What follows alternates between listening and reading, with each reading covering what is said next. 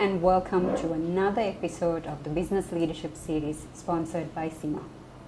Our guest today is Ms. Nashitha Mohamed, General Manager, Overseas Finance at Aitken Spence. She has a Master's from the University of Sri Jayewardenepura and she is a fellow member of the Chartered Institute of Management Accountants. Thank you, Nashitha, for joining us today. Thank you, Nikita, for having me today here. As a management accountant yourself and with experience in finance and accounting, what have you gained from the CIMA qualification?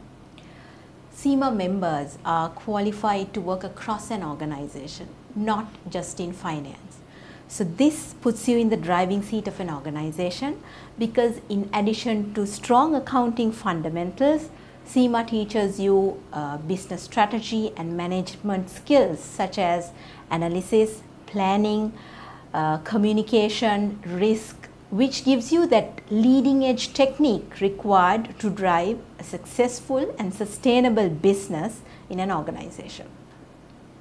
So, being a management accountant has helped me immensely during the economic crisis and the pandemic. Clearly you have a lot of experience and you would have had a lot of lessons learned as well as clear wins. What advice can you give young people who are professionals as well as students who are coming into the corporate world on work ethics as well as what is your formula for success?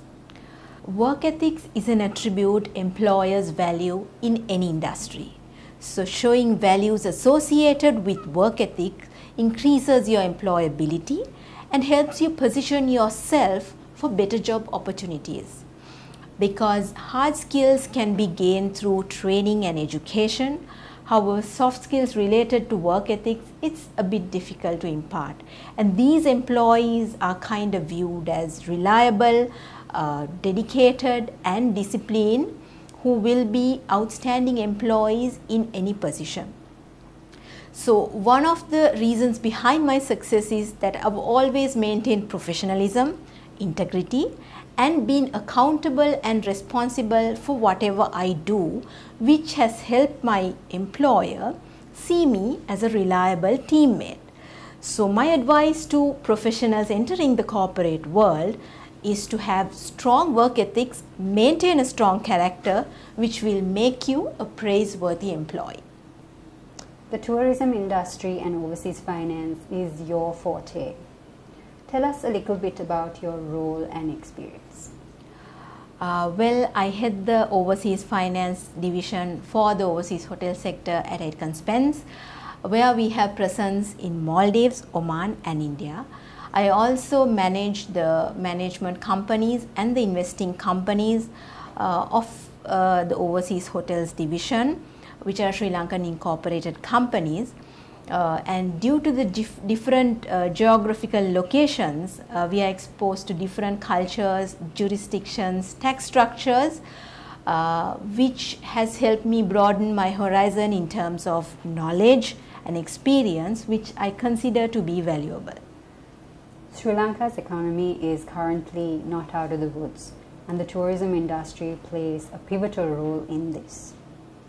Could you tell us what strategies and directions should the tourism industry take for Sri Lanka's economic growth and recovery?